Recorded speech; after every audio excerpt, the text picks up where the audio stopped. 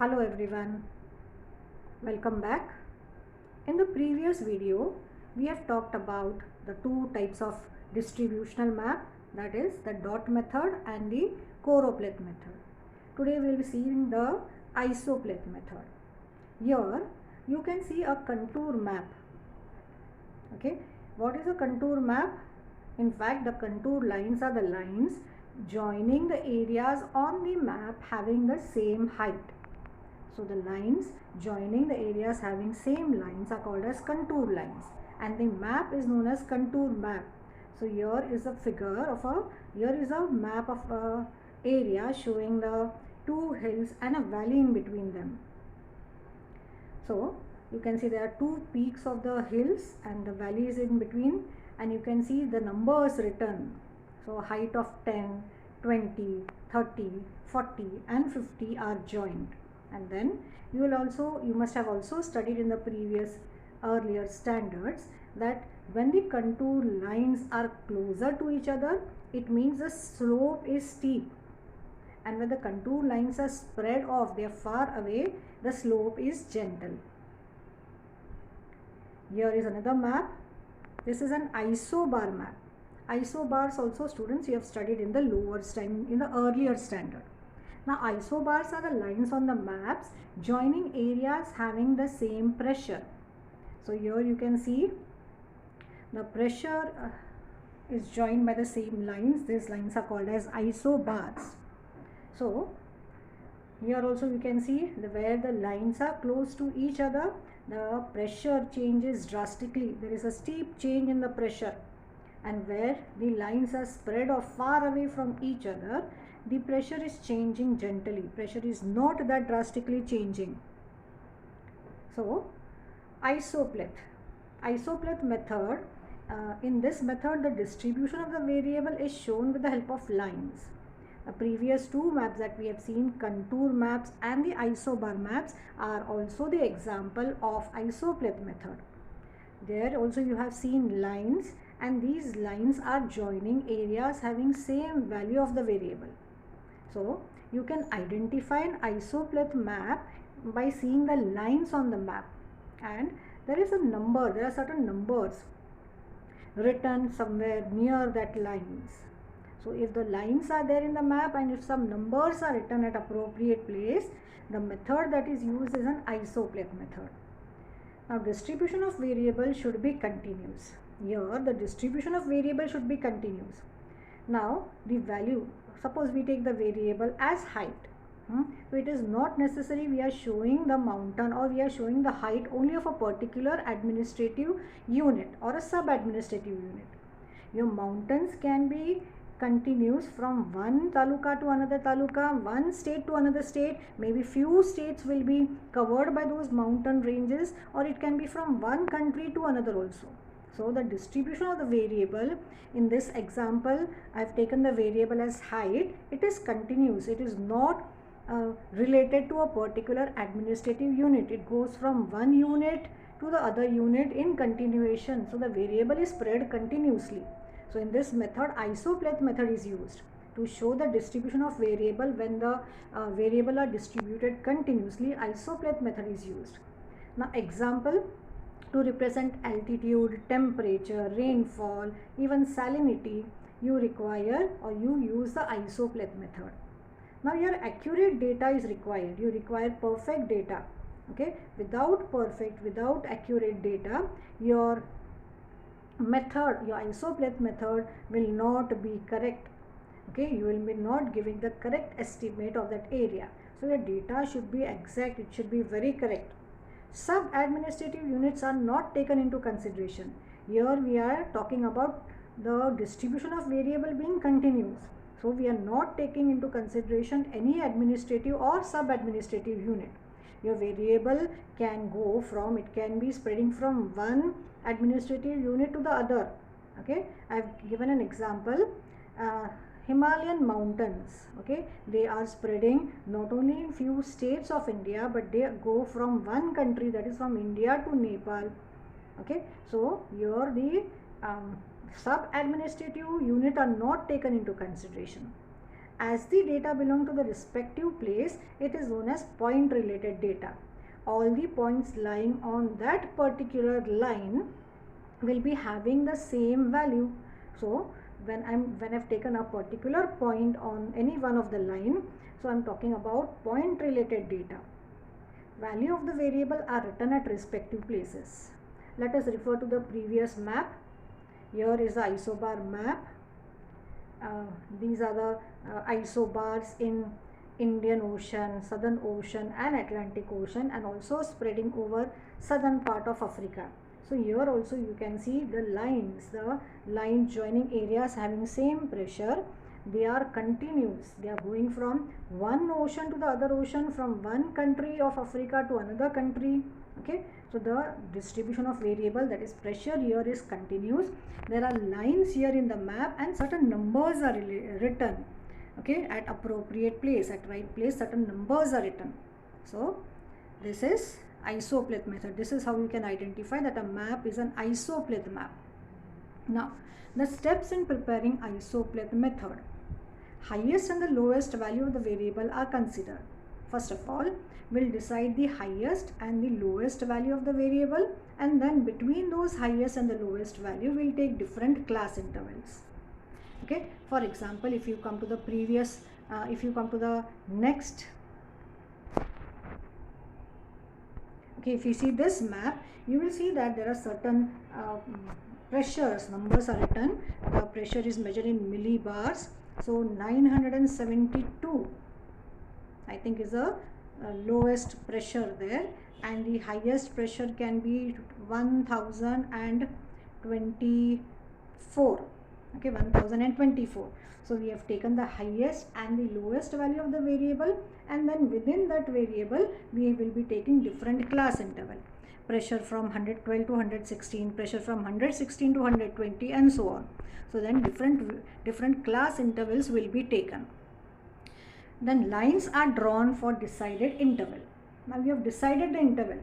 The gap, the difference between the classes will be of what interval. You have to pre-decide, you have to decide in advance. Let us refer to the previous maps. Here in this map, the difference you have taken is of 10. Okay, 10, I am not sure whether it is millimeter or it is kilometers or meters, but a difference of 10. The interval is taken as 10. Here the difference in the millibar is taken as 4. Can you see 116 के बाद 120 is there, उसके बाद 124 is there. So the difference of 4 is taken. So you have to predetermine, you have to determine in advance what will be the intervals between the lines.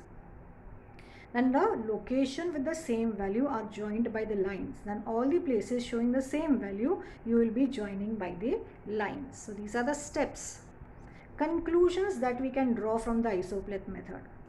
When I've taught you about the dot method, I told you where the concentration of the dot is more, you will be saying that the variable, the distribution of variable is more in that area. Okay, where the dots are very far away, you can say the distribution of the variable, the value of the variable is less in that area. Similarly, in choropleth method, I have told you where the shade is darker, the value of the variable is more. Where the shade is lighter, the value of the variable is less. So just by looking at these maps, we can draw certain conclusion. So what conclusions can we make from the isopleth map?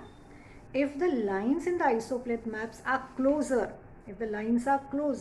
we can say that there is a steep change in the value of the variable.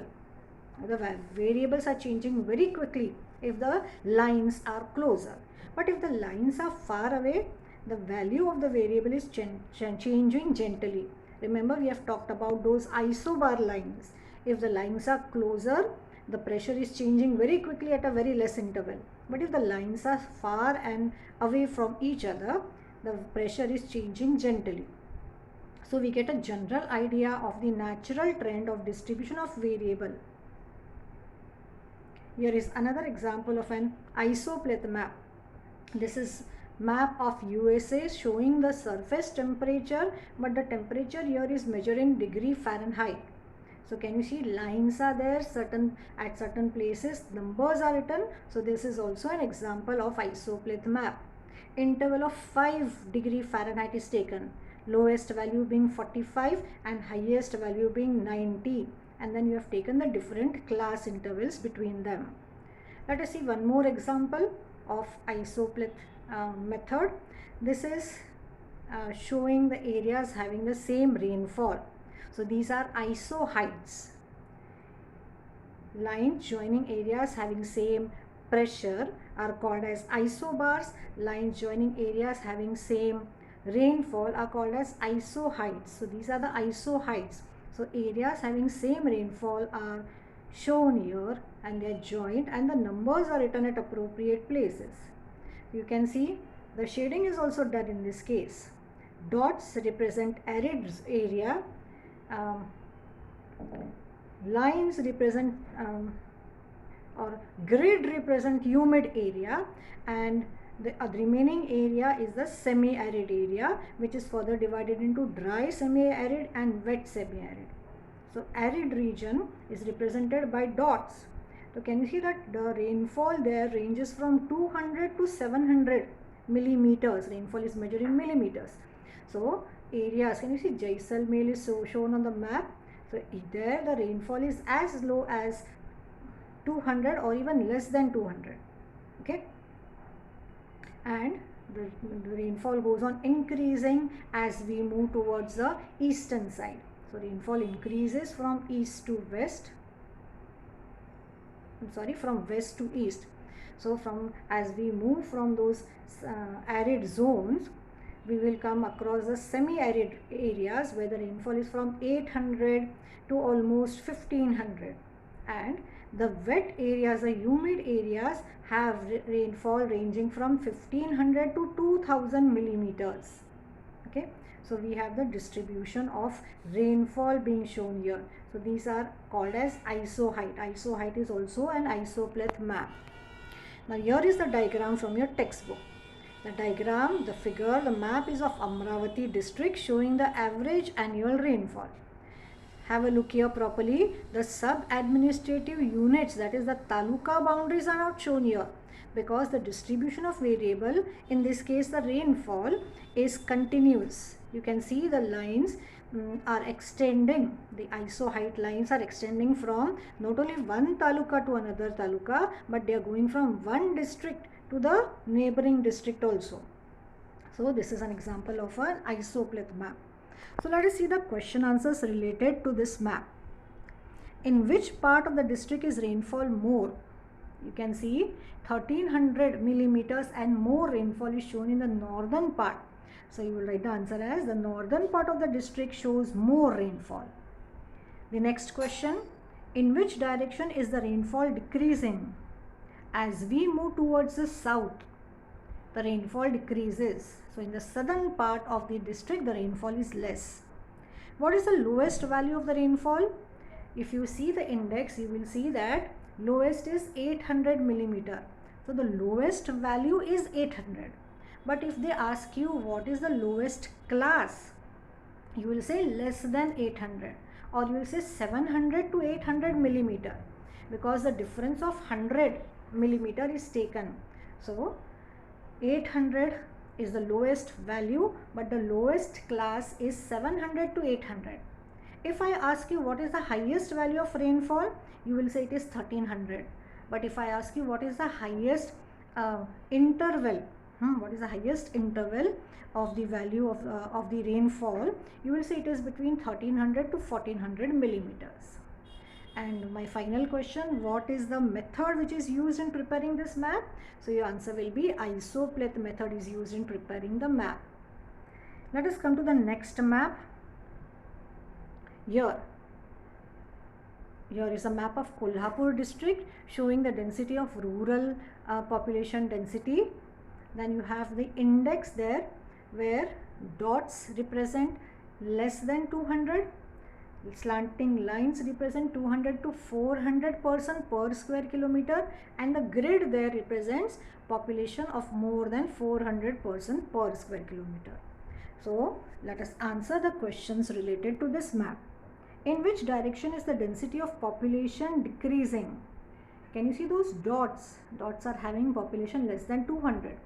So in the northern part, that is Shahuwadi, and in the southern part, that is Ajra and Chandgarh, the population density is less. So the directions will be north and it will be south. Your students, even Gaganbauda district has less than 200. But if I say west, matlab in addition to north and south, to my answer if I write west, now west also have districts like, talukas like Radhanagari and Gargoti.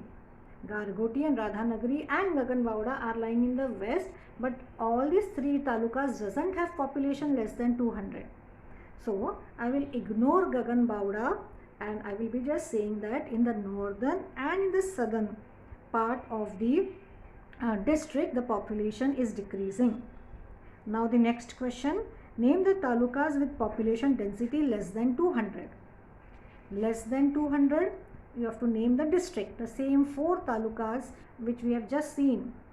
That is Shahuwadi, Gaganbauda, Ajra and Chandgarh are the talukas having population density less than 200. Next one, name the talukas having population density between 200 to 400. So 200 to 400 means those slant lines, and that population is in the taluka Radhanagari and Gargoti. Name the talukas with population density more than 400. More than 400, the index shows the grids. So grids are in many talukas, so you can name at least 3-4 talukas there. Kagal, Kolhapur, Panhala, Shirur, at least 3-4 taluka you can name them. In which direction are the talukas having higher density of population located? So they are located in the eastern part. Okay, in the eastern direction, the talukas with more population, higher density of population are located. And what method is used here? The name of the method is choropleth. Can you see there is a shading? There is a black and white pattern. So this method we are using in choropleth. Okay, the method is choropleth. Now the last map. This is again Kolhapur district showing the rainfall here. But can you see here the sub-administrative units, that is taluka boundaries, are not shown because there is a continuation in the variable. So let us see the question answers. In which direction is the rainfall more? So rainfall is more. That is, can you see more than 2400 millimeters rainfall is in the western part. Okay, in the western part of the district, the rainfall is more. In which direction the rainfall decreases? As we go from west to east, the rainfall decreases. So in the eastern part, the rainfall decreases. Next question, which class shows low rainfall category? Category here means the class. So if they want the class, you will be writing 0 to 600 millimeters. Now why 0 to 600? They have asked you the category, and category means the class. Okay, which class shows low rainfall category? So you have to name the class. The class interval is always from between these two numbers of highest and the lowest value should be mentioned. And if you see the index, you will see that difference of 600 is taken. 600, and after that 1200, then 1800, 2400. So less than 600 will be 0 and more than 2400 will be 3000. So now remember the class. So if they are asking you what is the class showing the less rainfall category, you will say that class 0 to 600 millimeters shows less rainfall category here. Next question, which class shows high rainfall category? So the class 2400 to 3000 millimeter. They have asked you class, what is the highest value nahi pucha hai. So the class will be 2400 to 3000 millimeters. Which method has been used in preparing this map? So isopleth method is used in preparing this map. We come to the last part of the chapter 1, geographical field visit. Now what does field visit means? Now field visit is a visit to an area outside the normal classroom where students can try new different things, can experience different ideas. It is very helpful for supplementing the theoretical knowledge we read in the books. It is a sort of an excursion where geographical information can be collected. It's a trip by the students to gain first-hand knowledge away from the classroom. So it's an important method of studying geography, where geographical concepts, elements can be directly experienced. So field visit is an extremely important part of geographical studies. It helps to understand the correlation between humans and the environment. It is a first-hand experience that the student of geography gets away from the classroom. Now your field visit can be visit to a forest area. It can be a visit to maybe a factory, to some particular physical landscape, etc. So following preparations you have to make for a field visit. It is not so that one fine morning you get up and you decide, okay, we have to go for a field visit today. Preparation has to be made in advance for a field visit to be undertaken. The place where we are going to go for field visit has to be decided. Not only the place, what will be the purpose of a visit has to be pre-decided. So the place and the purpose has to be decided beforehand before going for a field visit. The element that will be observed during this field visit is to be determined. Then study the location map and the route map of the place where you will be going to. Suppose you are going to, say, suppose any factory. So how long, how far is this place away from your school or away from your residential area, what route you will be taking. So all that map, all that location map and route map should be seen at least once. How far is that place, which are the different transport routes which are available, which means of transport you are going to take, what will be the duration of the field visit, what will be the time of your return, all should be planned ahead. With the help of the teachers, students should prepare a questionnaire. The questionnaire is the sample questions that are prepared beforehand, which you will be asking on your field visit. Certain important persons, suppose you have gone to a factory, so you might ask the question to the factory owner or the workers in the factory. So what questions you will be asked are prepared beforehand, and such a questionnaire is kept ready with you. So a field visit can be a visit, it can be organized to study certain geographical element, say suppose the different landforms, or maybe a river bank, dam, coastal area, certain important tourist place, even a field, a farm, a museum, okay, can be your place, can be your destination of your field visit. This teacher have taken her students to a post office where the students will be getting the first-hand experience of how the letter which they are delivering is taken to its final destination. So the students will be learning this lesson by visiting the particular site, that is post office in this case. A visit to the village can be a field visit. Here a visit to the bank, okay, is also a field visit. So you can visit different area, maybe a village site, maybe the forest area, okay, and by going to that place, even a railway station, ticket counter, a marketplace can also be your field visit. But then to go to all these places you require a permission letter. All of a sudden you cannot take your students and go to, say suppose the railway station or a bank or maybe a factory. You have to have the permission. You have to take the prior permission before you go, before the students are taken for the field visit. In field visit you have to carry a book, pen, okay, your questionnaire that you have kept ready, maybe a measuring tape, the compass to show you the direction, bag to collect samples, map, camera, binoculars, anything that you might require for the field visit. So such things you should be taking with you all. Historical sites, the forts, the monuments, okay, can also be a part of your field visit. Observing the night sky, okay, the camp in the open to observe the night sky is also a field visit. Now, following precautions you will be taking during the field visit. You have to ensure safety of yourself as well as others during the field visit. Obey the instruction that is given by the teachers. Do not go to any unknown remote place and never go alone. Try to converse with the local people to understand the local circumstances. Here you require the questionnaire. To converse with the local people or the authority there, a questionnaire should be ready with you all. Do not harm the environment in any way on a field visit. And for any emergency situation, your first aid box should be ready. And after the field visit, a report is written. A field visit report is written on the basis of information that you have obtained when you have finished, when you have completed the visit. Okay, and if this report is, to this report if you add photograph of your field visit, you are making the report more authentic.